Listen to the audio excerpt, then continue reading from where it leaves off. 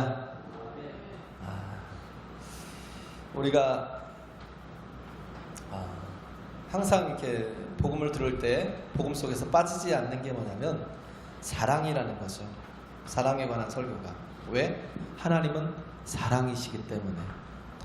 하나님이 사랑이시기 때문에, 그렇기 때문에 복음 속에서는 항상 사랑이 빠지질 않아요.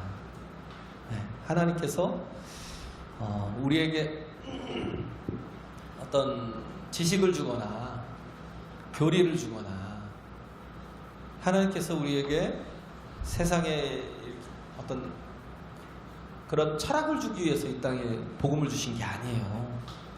복음은 한마디로 말하면 사랑입니다. 하나님께서 율법을 주셨는데, 하나님께서 주신 율법은 두 가지죠. 하나님을 사랑하고 내 이웃을 내 몸과 같이 사랑하라 하는, 이것을 우리가 이루어가는 삶에서 예수님께서 우리에게 세 계명을 주셨잖아요. 내가 세 계명을 너희에게 주노니 너희가 서로 사랑하라.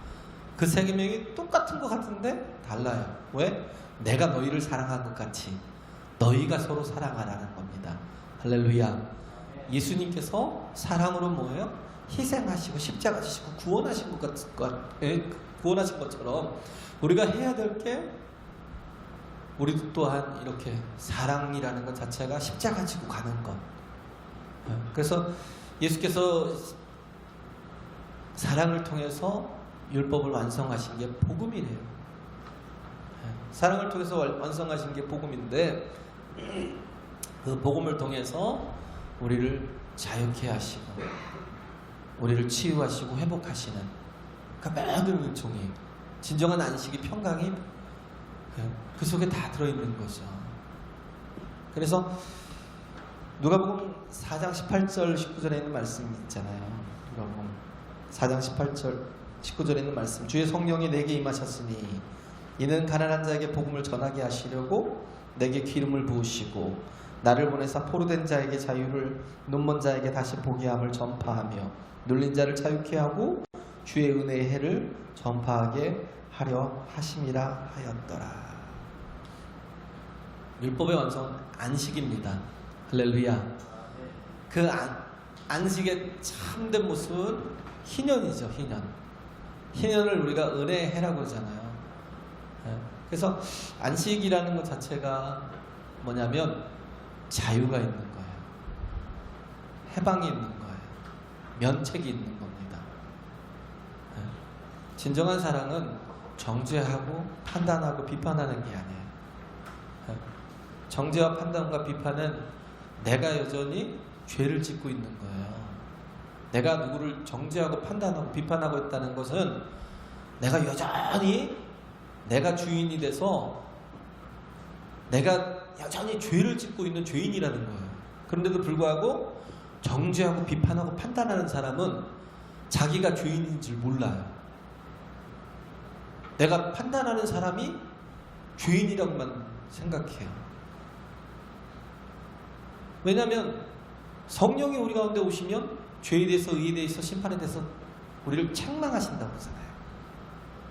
책망이라는 건 마음을 계속 이렇게 두드려서 어떻게 해요? 깨닫게 하시는 거, 알 때까지 계속 깨닫게 하시는 건데, 죄라 하면 저희가 나를 믿지 아니하며, 의라 하면 내가 아버지께로 감이라고 그랬잖아요. 의라는 건 뭐냐면 내 의가 아니에요. 오직 예수 그리스도의 공로, 예수 그리스도의 의. 그것을 내가 입을 때, 내가 온전히 그것을 믿을 때 내가 온전한 그리스도인으로서 더 하나님 앞에 인정을, 의롭다 하심을 받는 거죠. 할렐루야. 심판이라는 건 세상의 심판이 아니에요. 세상의 심판자가 아니에요. 하나님이 심판자라는 거. 오직 우리의 심판자는 하나님이시라는 거예요.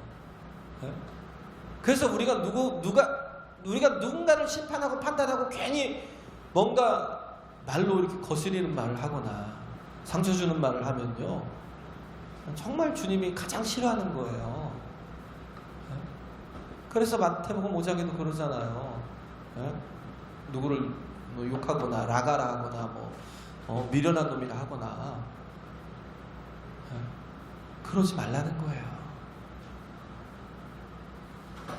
우리는 하나님이 아닙니다. 내가 심판해서도 안 되고 심판자는요 세상이 아니고요.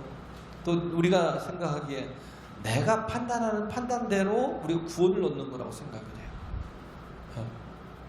그러니까 내가 판단하는 판단대로 구원을 얻는 게 아니거든요. 그 판단의 기준은 내가 아니라 언제나 하나님이시다라는 겁니다. 할렐루야. 그럼 하나님이 판단하지 않으시겠다는데, 그잖아요. 죄와 허물이 있어도 하나님이 용서하시겠다는데 우리가 자꾸 누군가를 판단하는, 교회는 판단하는 데가 절대 아닙니다. 한마디도 해서는 안 돼요. 누굴 판단하는 말은 절대 입 밖에 내서는 안 돼요. 오직 판단은, 심판은 하나님이 하시는 것이다 라는 거예요. 내가 판단하는 것 자체가 뭐예요? 내가 여전히 하나님의 자리에 있는 것. 아담과 하와가 왜 범죄했어요? 하나님같이 되려고. 그 전에 선악을 알게 하는 나무. 다 판단한다는 게 뭐예요? 선악의 기준이 내 생각이라는 거예요. 네? 선악의 기준이 선과 악을 내가 안다는 거예요. 그래서 선악의 기준이 나라는 거예요. 내가 얼마든지 판단할 수 있고, 내가 얼마든지 내가 정죄할 수 있고, 내가 판단하는 것은 틀리지 않다라고 생각해요. 판단의 기준은 내가 아니에요. 하나님이십니다. 우리가 죄인임에도 불구하고, 하나님과 원수되었던 자임에도 불구하고 하나님께서 아들을 아끼지 아니하시고 그를 십자가에 내어주셔서 그렇게 정말 한 영혼 한 영혼을 구속하여 하나님의 자녀 삼아 주셨고 하나님의 나라의 백성 되게 하셨어요. 할렐루야. 이 크신 은혜를 받은 우리가, 그잖아요. 일반 달란트 빚진 자가, 일반 달란트라는 게 뭐 금 이렇게 24점 몇 킬로더라고요. 저도 잘 모르고 24.5킬로인가요? 굉장히 큰 거예요. 한 달란트가. 아니 한 달란트가. 근데 일반 달란트라면 어마어마한 거죠. 그게 뭐 누가 얘기하기는 뭐 몇 6조 정도를 얘기를 하더라고요. 누구 얘기하기는 몇천억을 얘기하고. 모르겠어요. 저도 잘 이미 숫자적인 개념을 넘어간 거죠. 일반 달란트라는 건. 근데 그렇게 정말 탕감받은 사람이 네 아내와 네 자식과 네 모든 집과 밭을 다 팔아서 갚아라 그랬는데, 그가 내게 좀 참아달라고, 내가 갚으리이다. 도무지 갚을 수 없는 거잖아요.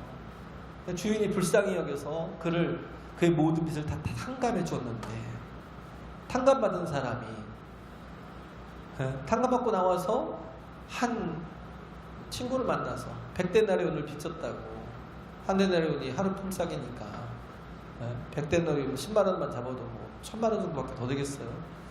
그걸 붙들고 멱살을 잡고 내가 너 때문에 가난해서 못 살아 그러면서 그를 갖다가 막 돈 내놓으라고 하다가, 그리고 가나에다 갖다가 쳐넣고. 우리 인생이 그래요. 우리 인생이. 우리는 정말 하나님이 나에게 얼마나 큰 은혜와 은총과 사랑을 베풀어 주셨는지 우리는 정말 알면, 우리는 함부로 누구를 판단하고 누구를 정죄하고 비판할 수 없어요. 할렐루야. 우리는 더 낮춰야죠. 나 같은 죄인이. 그죠? 그래서 로마서 1장 14절에 바울이 얘기하는 게, 내가 유대인에게나 헬라인에게 다 빚진 자라는 거예요. 무슨 빚을 졌어요? 사랑의 빚을 졌다라는 거죠. 내가 사랑의 빚을 졌다라는 거예요. 왜? 나 같은 자에게 주님께서 은혜를 주셨어요. 예수를 핍박하고 예수 믿는 자를 돌로 쳐서 죽였던, 돌을 들어서 직접 내려쳐서 죽였던 바울이었고요. 그래서 예수 믿는 자들을 다 색출해내서 그들을 옥에다 갖다 잡아놓고 그들을 핍박하던 자였던 게 바로 자신이었는데, 바울이었는데, 그럼에도 불구하고 예수님께서 또 악을 행하러 가는 다메섹 도성으로 가는 바울을 멈추게 하셨어요. 거기서 주님이 만나 주십니다. 사울아, 사울아, 네가 왜 나를 그렇게 핍박하느냐? 주여 누시오니까 나는 네가 핍박하는 예수라. 예수님이 멈추게 하셨어요. 여전히 죄의 도구로, 악의 도구로. 오늘 우리도 그럴 수 있어요. 내가 누구를 판단하고 비판하고 누군가를 정죄하고 내가 심판자가 돼서 성과 악을 내가 구별하고 내가 다 할 수 있어라고 생각하고 그렇게 하지만 그건 뭐예요? 내가 하나님의 자리에 있는 거예요. 먹는 날에는 내가 정녕 하나님과 같이 되리라. 내가 왜 하나님이 돼요? 오늘 이 음성이 뭐예요? 나를 멈추게 할 겁니다. 할렐루야. 예? 나를 멈추게 하는 거예요. 그래서 내가 빚진 자라는 거예요. 내가 헬라인이나 유대인이나 어떤 야만인에게도 내가 다 빚진 자라는 거예요. 예? 최악의 상황에 있는 죄인들까지에게도 내가 다 그들에게 사랑의 빚진 자라는 거예요.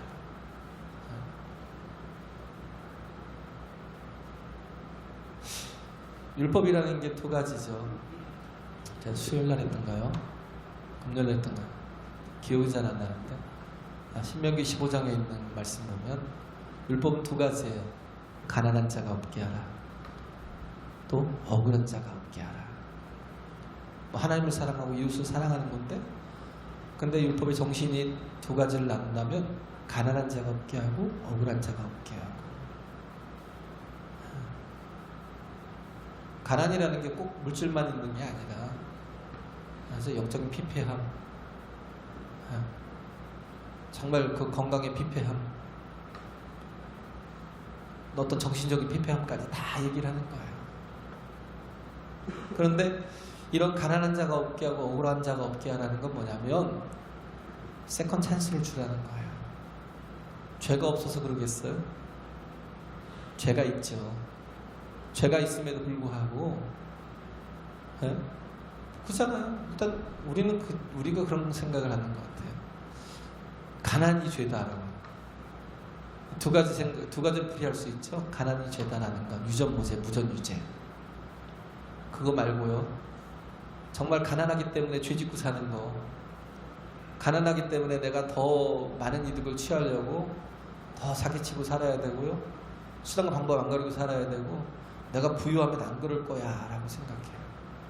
내가 부자가 되면 그러겠어? 부자가 돼도 그래요. 원래 욕심에 그렇게 이끌려가고 있기 때문에. 에덴 동산이 완벽한 곳이었잖아요. 하나님이 주신 완벽한 곳이었지만, 뭐 부족한 게 뭐가 있어요? 가난한 게 뭐가 있어요? 그럼에도 불구하고 그 속에서도 죄를 지어요. 내가 하나님이 되려는 죄를 짓습니다. 사랑하라는 건 그거예요. 다른 게 아니에요. 하나님의 자리를 내어드리는 거예요. 할렐루야.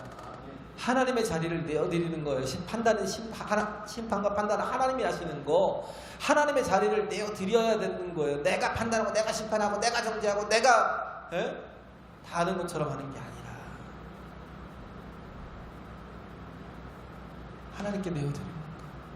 그래서 가난한 자가 없게 하고 억울한 자가 없게 하는, 그게 뭐예요? 희년이고 안식년이잖아요. 7년마다 면책하래요. 7년마다 내가 누군가에게 노예가 됐는데 7년째가 되면 7년 끝에 되면 자유를 주라는 거예요. 내가 누군가에게 빚을 졌는데 7년 끝에 되면 그 빚을 다 탕감해 주라는 거예요. 내가 그래서 누군가의 또 전밭을 이렇게 전이나 이렇게 논을 이렇게 취했는데 7년째 되면 다 돌려주라는 거예요. 이게 하나님의 정신이거든요. 자유케 하는 거. 7년째 되면 다 돌려주라는 거. 요한복음 8장에 보면 가늠하다가 잡혀서 끌려온 여인이 나오죠. 유대인들이 막 끌고 와서 예수님 앞에 세웁니다. 보라고, 가늠하다 잡혀온 여인이다. 성경은 이런 사람을 돌로 쳐 죽이라고 했는데 당신은 어떻게 말씀하겠습니까? 예수님 뭐라고 하셔요? 너희 중에 죄 없는 자가 저 여인을 돌로 치라. 누가 쳤어요? 아무도 못 쳤어요. 왜? 자기들도 똑같은 죄인이거든요. 들키지 않은 더한 죄인이거든요. 더 고집도 세고 교만하고 더 악하고 악한 일을 행하고. 율법이라는 것 자체를 통해서 우리가 내가 얼마나 큰 죄인인가를 깨닫잖아요. 율법이라는 게. 그로 인해서 우리가 뭐예요? 율법이라는 게 뭐 꼭 병이라는 것 자체가 죄 때문에 오는 건 아니에요. 아프니까 몸이 연약해지니까 그럴 수 있어요. 죄 때문에 오는 병도 있더라고요. 죄 때문에 오는 병이 있는데, 그런데 이렇게 보면 이제 그런 거죠. 에이즈 같은 거. 근데 옛날에 보면 그런 얘기가 있어요. 뭐 이렇게 마치 이렇게 캠페인 하듯이 에이즈를 예방하기 위해서 죄송합니다. 뭘 써라. 에이즈를 예방하기 위해서 뭘 쓰래요. 차마 입에 담기도 힘드네. 뭔 말이에요? 계속 죄를 지었기 위해서 죄를 계속 짓는데, 그런데 병들지 않기 위해서 뭘 사용하라는 거예요. 이 말이 더 끔찍하더라고요. 죄는 계속 되고 있는데 그 죄를 끊으라고 하는 게 아니라, 그것을 끊으라고 하는 게 아니라 그것을 위해서 도구를 쓰래요. 인간이 참 악해요. 요즘에 죄송합니다. 콘돔 같은 것도 너무나 쉽게 이렇게 광고를 하더라고요. 옛날 같으면 어림도 없었는데 요즘에는 왜? 그래서 뭐예요? 어떤 어려움을 예방하라는 거예요. 죄는 계속 짓되 어려움은 예방해라. 뭐 이런 식으로 가는 거죠. 우리가 자꾸 죄로 인해서 치닫는, 이게 인간의 언어라는 게 굉장히 무서워요. 말이라는 게요. 야고보서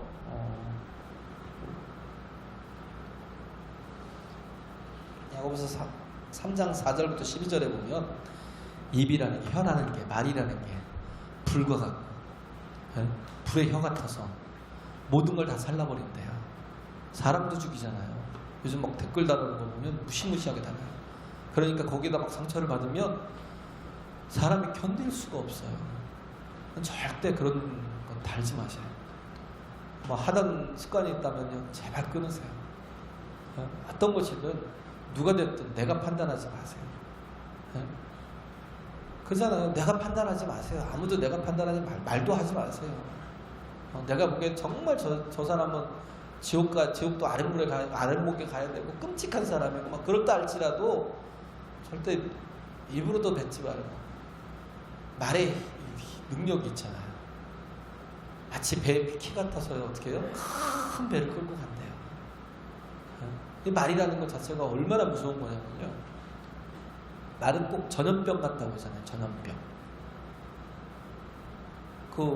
유럽이 중세시대 때 패스트로 인해서 3분의 2가 죽었어요. 3분의 2가. 전염병 때문에 3분의 2가 죽었어요. 그런 것처럼 말의 효력도 굉장히 세요. 10명의 정탐꾼들이 가데스바네아에서 가나안 땅에 들어갔다 나와서 그들이 불평하고 원망하고 부정적으로 얘기했던 모든 것 때문에 삽시간에 모든 사람들이, 하나님의 약속의 땅에 들어갈 수 있었던 모든 사람들이 삽시간에 들어가지 못하고 그 속에서 죽어야 되는, 그 광야에서 그냥 거기서 인생을 끝이고 죽어야 되는, 수명이 다해서 죽어야 되는 그런 정말 처참함을 그들이 경험했죠. 말이라는 게 얼마나 무서운데. 말이라는 게 되게 무서워요. 내가 말 한마디 꺼낸 것이요, 말은 절대 돌아오지 않습니다. 반드시 열매를 맺어요. 악한 열매를 맺어요. 그렇기 때문에 우리가 말이 불같은 능력이 있고 효력이 있다면 그걸 가지고 해야 될 건 뭐냐면 우리가 마귀를 대적하는 일을 하라는 겁니다. 할렐루야. 마귀를 대적하는 일이 뭐예요? 누가복음 10장인가요? 예수님께서 70인의 제자들 둘씩 보냈더니 가는 곳마다 막 귀신들이 막 드러나고 병든 자들이 치유함을 받고 복음을 받아들이고 믿고 막 영접하고 기뻐가지고 하나님의 역사를 보고 기뻐서 막 그러면서 그 전도했던 사람들이 놀라서 돌아와서 막 예수님 보시라고 우리가 막 했더니 더러운 귀신들도 우리에게 항복합니다. 막 이러고 오니까 예수님 하시는 말씀이 뭐예요? 나도 봤다는 거예요. 사단이 하늘에서 뭐예요? 떨어지는 걸 봤다는 거예요. 하늘의 권세를 가진 자가, 세상의 권세를 가진 자가 하늘에서 떨어지는 것을 봤다는 거예요. 우리가 복음을 전하는 게 같은 혀를 가지고 입을 가지고 우리가 부정적인 말, 우리가 비판하는 말, 판단하는 말, 정죄하는 말을 하는 게 아니라 살리는 말, 그죠? 우리가 복음을 전할 때 그런 뭐예요? 마귀의 머리가 박살이 나는 거예요. 할렐루야. 마귀의 권세가 깨지는 거예요. 우리가 해야 될 것은 우리의 입술을 가지고 정말 복된 복음을 전할 때 영혼들은 살아나고 하나님의 나라는 확장이 되고 그잖아요. 가정들은 막 회복이 되고 귀신들이 떠나가고 마귀가 막 하늘에서 떨어져 내리는 그런 걸 반드시 볼 겁니다. 우리의 입술을 선한 도구로 생명의 도구로 우리가 사용해야 된다는 거예요. 할렐루야. 네, 그래요. 그래서 우리는 어떻게 해요? 누군가에게 자꾸 살리는 역할을 하기 위해서 해야 될 게 뭐냐면 세컨 찬스를 주는 거. 예수님께서 바울에게 세컨 찬스를 주셨잖아요. 예수님께서 그 여인에게, 그렇죠? 가늠하다 붙잡힌 여인에게, 거기서 돌 맞아서 죽어야 될 여인에게 주님께서 세컨 찬스를 주셨잖아요. 나도 너를 정죄하지 않겠노라. 가서 다시는 죄를 범하지 않도록 하라. 왜? 죄의 삭은 사망이니까. 다시는 이 같은 죄를 범해서 이렇게 네가 죽을 위기에 처하지 말라. 네? 예수님은요 사랑이시라고요. 우리를 살리시고 우리에게 기회를 주시고 은혜를 주시는 사랑이시라고요. 할렐루야. 네? 그렇기 때문에 우리가 동일한 은혜를 정말 받았잖아요. 이렇게 가늠하다 잡혀온 여인처럼 나는요 흉악한 죄인입니다.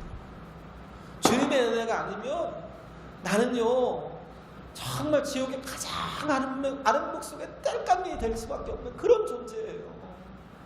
내가 깨끗해서, 내가 온전해서, 내가 누구보다 선해서 제가 여기서 말씀을 전하는 게 아니에요. 내가 은혜를 입었기 때문에 여기서 말씀을 전하는 겁니다. 그래서 우리가 해야 될 것은 사랑의 빚을 진 자로서 우리는 사랑의 사람이 돼서 사랑을 나누는, 그래서 사랑의 빚진 자잖아요. 바울처럼. 그렇기 때문에 어떻게 해요? 내가 정말 은혜를 입고 사랑을 입은 구원을 입은 자이기 때문에 바울은 그 사도행전 20장에도 그러잖아요. 내가 정말 이 복음을 전하는 일에 내 목숨을 조금도 아까워하지 않겠다요. 내가 전제와 같이 다 부어지겠대요. 우리는 하나님이 사랑이시고 하나님이 사랑하시는 하나님이 우리를 이토록 또 정말 긍휼히 여기시고 불쌍히 여기셨음을 알아야 돼요. 할렐루야. 내가 그 사랑을 제대로 깨닫지 못하니까 누군가에게 사랑이 되지 못하고 거치는 돌이 되고 누군가에게 정말 이렇게 아픔이 되고 상처가 되게 할 수 있어요. 우리가 해야 될 것은 내가 사랑을 받은 하나님의 자녀라는 거, 이 사랑에 빚진 자라는 거, 이걸 알아야 돼요. 그래서 우리 자신은 뭐예요? 이 죄의 몸 안에 사로잡혀 있는 오호라 나는 공고한 사람으로다. 누가 이 사망의 몸에서 나를 건져내랴 그랬잖아요. 로마서 7장 22절에서 8장 2절까지 내 속사람으로 하나님의 법을 즐거워해요. 그렇지만 내 지체 속에 있는 또 다른 한 다른 법이 내 마음의 법과 싸워서 내 지체 속에 있는 죄의 법 안으로 나를 사로잡아 오는 것을 보는도다. 오라 나는 공고한 사람이로다. 이 사망의 몸에서 누가 나를 건져내랴. 우리 주 예수 그리스도로 말미암아 하나님께 감사하리로다. 이 사망의 몸에서 누가 나를 건져내랴 그랬는데 뭐가 있어요? 은혜가 있어요. 사망으로 끝나는 게 아니에요. 사망의 몸과 붙어서 그렇게 죽는 그 형벌이 있다고 얘기했잖아요. 죽은 사람의 시체와 산 사람의 몸을 그냥 같이 염을 해버리는 거예요. 그럼 뭐예요? 같이 썩어서 죽어요. 그 균이 다 내 몸속에 들어와서 그러고 죽어요. 얼마나 끔찍해요. 네? 그런 것처럼 죄에 묶여있는 사람은요 마치 정말 도무지 1도 살 길이 없어요. 1도 살 길이 없는데 그런 우리를 하나님께서 구속하시고 예수 그리스도를 통해서 우리의 모든 죄를 다 씻어주시고 속죄하시고 네? 우리에게 은혜를 구원을 주셨잖아요. 할렐루야. 네? 할렐루야. 그렇게 은혜를 주셨어요. 그래서 이제 내가 주 예수 그리스도로 말미암아 감사하겠대요. 네? 그래서 하나님께 감사하리로다. 그런즉 내 자신이 마음으로 하나님의 법을 육신으로는 죄의 법을 섬기노라. 그러므로 이제 그리스도 예수 안에 있는 자에게는 결코 정죄함이 없나니 이는 그리스도 예수 안에 있는 생명의 성령의 법이 죄와 사망의 법에서 너를 해방하였습니다. 나를 누가 해방해요? 생명의 성령의 법이. 그 생명의 성령의 법이 나를 죄와 사망의 법에서 자유케 해서 이제는 뭐예요? 사랑하는 자로, 하나님의 성품을 가지고 사랑을 실천하는 자로 이끌어 주신다는 겁니다. 할렐루야. 성령의 영은 하나님의 사랑이시잖아요. 예? 우리가 온전한 의롭게 될 수 있는 방법이 뭐예요? 율법의 완성을 이루어야 될 거 아니에요. 근데 율법을 온전히 이루어 주신 분이 예수 그리스도고, 그래서 정말 예수 그리스도께서 그 권세를 가지고 또 하늘에 오르셔서 우리에게 뭘 부어주셨어요? 성령을 부어주셨어요. 성령은 어떤 영이냐면 사랑의 영이에요. 사랑은 뭐라고 그랬어요? 여기? 율법의 완성이래요. 할렐루야. 사랑은 율법의 완성이래요. 성령이 뭐예요? 사랑이에요. 그 성령을 통해서 우리가 정말 하나님의 형상대로, 하나님의 정말 온전한 그 성품대로 살아갈 수 있는 그런 존재가 되는 거예요. 그렇기 때문에 우리 안에 하나님께서 말씀을 주셨고, 말씀만 주신 게 아니라 또 뭘 주셨어요? 우리에게 성령을 주셔서 사랑하게 하시는 거예요. 우리는 말씀이 지식으로만 들어와야 사는 게 아니라요, 말씀이 삶이 돼야 사는 존재입니다. 할렐루야. 말씀이 삶이 되기 위해서는 누가 있어야 돼요? 성령께서 말씀으로 이끌어 주셔야 되는데, 그 말씀으로 사는 게 뭐예요? 사랑. 세 계명을 너에게 주노니 너희가 서로 사랑하라는 것처럼 우리가 온전한 사랑 가운데 거하고 사랑을 하는 사람으로 설 수 있어야 되는 거죠. 로마서 5장 5절에 있는 말씀이 있잖아요.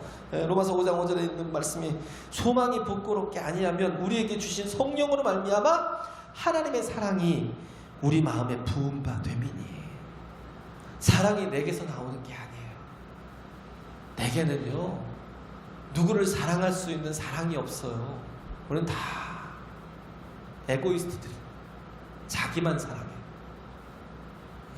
자기를 사랑하는 게 그게 죄예요. 자기중심적인 게 그게 죄라고요. 누구를 사랑할 능력이 없어요. 그렇기 때문에 하나님께서 하나님의 성령을 부어주셔서 어떻게 해요? 성령을 보내주셔서 우리 안에, 우리 마음에, 우리의 삶에 사랑이 가득히 부어지도록 하시는 분이 성령이시다는 거예요. 삶이 되게 하시는, 이 사랑의 삶이 삶이 되게 하시는 거예요. 존 듀이라는 미국의 교육 철학자죠. 교육과 철학의 아버지 되는 대단한 사람이에요. 엄청난 사람인데, 미국의 교육 철학을 이렇게 확립하고 세우고 했던 사람인데, 이 사람으로 인해서 엄청난 피해를 입은 거죠. 미국이 정신적인 피폐, 영적인 피폐, 신앙적인 피폐가 거기서 다 온 거예요. 왜?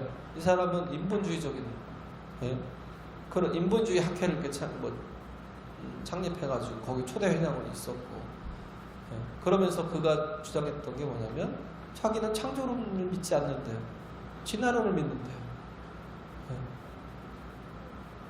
이랬던 사람이에요. 그래서 결국은 각 학교마다 말씀을 가르치다가 이젠 말씀도 다 사라지고 같이 모여서 기도하던 그런 정말 기도의 시간도 다 사라지고, 저희 때도 그랬거든요. 학교에서 또 이렇게 말씀도 이렇게 전해주고, 또 학교에서 말씀도 듣기도 하고, 어느 때는 또 같이 또 이렇게 모여서, 학생들이 또 모여서 또 뭐 음악실이든 어디서 모여서 또 같이 기도하기도 하고, 같이 찬송하기도 하고, 예배도 드리고 그랬어요. 미국이 그랬어요. 미국엔 계속 이렇게 미션 스쿨이었거든요. 그래서 계속 말씀이, 또 말씀을 가르치고 신앙으로 그렇게 이끌었는데, 그런 것들이 이제 다 사라져버려요. 그래서 진화론이라는 건 뭐냐면 절대 과학이 아닙니다. 그냥 이론이에요. 이론. 그냥 하나의 주장이에요. 그것도 주장이에요. 논리라는 건 결국은 뭐예요? 그것도 믿음이에요. 창조론도 믿음이지만, 그렇잖아요? 창조론도 믿음이에요. 근데 우리는 진화론을 과학으로 생각해요. 절대 아니라니까요. 그냥 론이에요, 론. 그런데 뭐예요? 악한 것들이 그걸 그렇게 만들어버리는 거예요. 그런 것처럼 만들어버리는 거예요. 그러니까 자녀들이 다 병이 들고, 자녀들에게서 하나님에 대한 생각이 없고, 하나님과의 만남이 다 사라지고, 그잖아요. 하나님과의 그 기도의 어떤 줄이 다 끊어지고, 영적인 삶은 무슨 영적인 삶. 요즘은 더 심하죠. 휴대폰 때문에, 뭐 컴퓨터 때문에. 이제는 옆에 사람들과도 접촉이 없어요. 오직 나만의 세계 속에서. 그러니까 갈수록 귀가 다치고 눈이 다치고, 우리 정말 옆에 사람이 죽어나가도 몰라요 이제. 그런 세상이. 근데 잔디위가 왜 그렇게 됐냐면, 그 어머니가, 아버지가 대단히 신앙이 좋은 사람이었어요. 열심히 했어요. 열심히 신앙생활을 하던 사람이었는데, 그런데 뭐가 문제였냐면 굉장히 차별적인 사람들이었어요. 말씀이 뭔지 몰랐어요. 복음이 뭔지 몰라요. 그래서 어떻게 해요? 가난한 아이들과는 절대 접촉을 못하게 했어요. 그 어떤 이 우월한 것에 대한 의식이 있어가지고. 그런 속에 신학이 있으면 뭐 하겠어요. 뭐 자기가 부유하게 그 사는 게 다 하나님의 은혜죠. 그잖아요. 그렇게 된 게 뭐예요? 하나님께서 은혜를 주신 거잖아요. 그러면 우리가 해야 될 건 또 누군가에게 은혜를 베푸는 게 우리가 해야 될 일입니다. 할렐루야. 우리가 은혜를 받은 자이니까 누군가에게 은혜를 베풀고 사랑을 베풀고, 내가 사랑을 받았잖아요. 그래서 그만큼 되었으면 누군가에게 그 사랑을 또 베풀어야 되는데, 그러지 않고 그걸 자신의 우월함을 가지고 살아가고, 그래서 가난한 자들과, 가난한 아이들과 절대 접촉하지 못하게 차별을 해버려요. 그런 잘못된 신앙이 잔두이라는 사람을 완전히 다 배려버린 거예요. 인본주의가 아주 사람으로 만들고, 사랑이 뭔지도 모르고, 그렇게 만들어버린 거죠. 우리는, 성도는요, 우리 하나님의 사람은요, 사랑으로 살아야 돼요. 할렐루야. 할렐루야. 지금 몇 분이에요? 시계가 안 보여서. 5분입니까? 사랑으로 살아야 돼요. 우리가 살아야 될 것은, 우리는 그러잖아요. 운동선수가, 농구선수가 농구를 못하면 말이 돼요? 축구선수가 축구를 못해요. 말이 돼요? 말이 안 되잖아요. 야구선수가 야구를 못해요. 말이 안 돼요. 근데 못할 때가 있어요. 슬럼프에 떨어질 때가 있어요. 유현진이 지금 계속 3연패 했잖아요. 그렇게 잘 던지다가 뭐 최고로 갔잖아요. 1점대에서도 막 기록을 막 세워가면서 나가고 있다가 갑자기 한순간에 3연패를 하더라고요.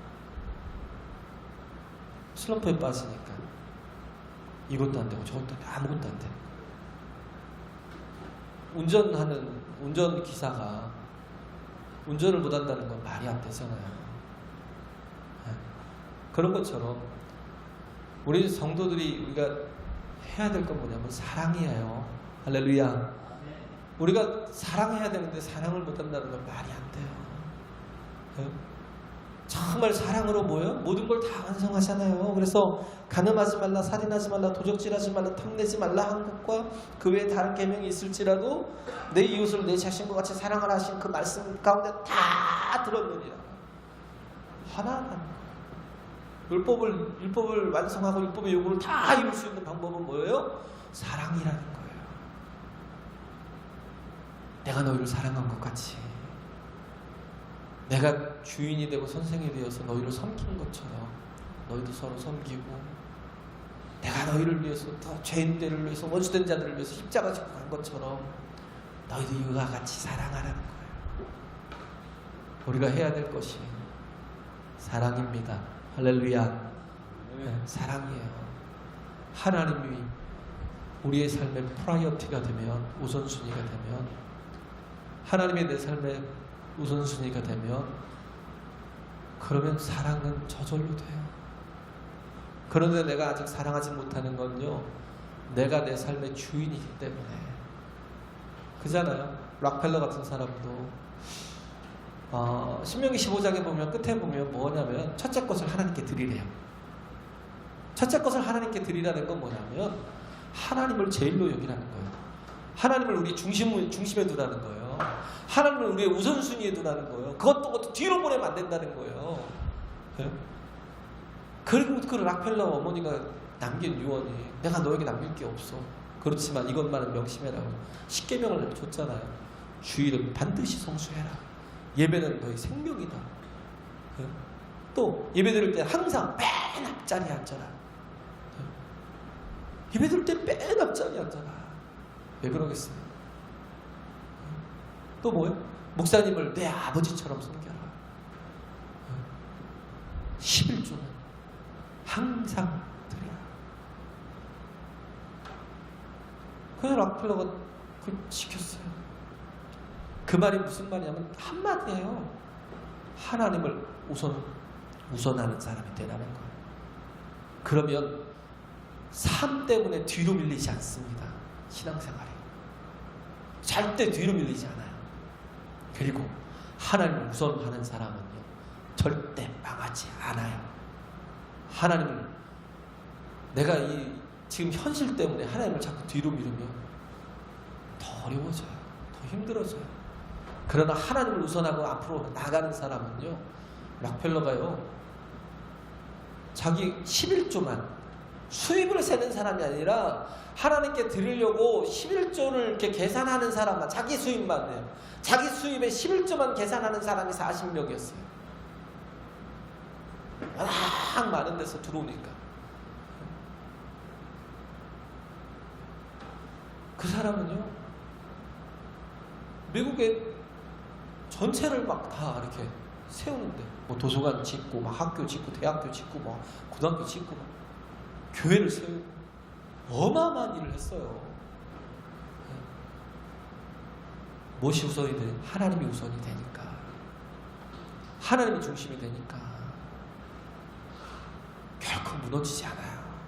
내가 형편이 우선이 되고, 내 생각이 우선이 되고, 내 판단이, 내 기준이 되는 사람은 하나님의 은혜로 살 수가 없어요. 하나님의 도움으로 살 수 없어요. 하나님의 사랑이 흐르지 않아요. 그렇게 정말 하나님의 사랑을 받고 그 사랑을 아는 사람만이 어떻게 해요? 사랑할 수 있어요. 운동선수가 제 기능을 다 할 수 있는 것처럼. 예? 운전하는 기사가, 운전으로 밥 먹고 사는 기사가, 예? 정말 운전을 또 잘할 수 있는 것처럼, 우리 성도가 가장 잘해야 될 것은 사랑하는 거고 섬기는 거예요. 할렐루야. 예? 이렇게 정말 우리가 예수님처럼 사랑의 사람으로 정말 살아가고, 또 남들이 나를 사랑의 사람으로 기억하는 그런 하나님의 정말, 하나님 앞에 우리가 사랑의 열매가 풍성하게 맺어져서 하나님 앞에 또 돌아가는 그런 저와 여러분 되시길 간절히 바랍니다. 예, 할렐루야.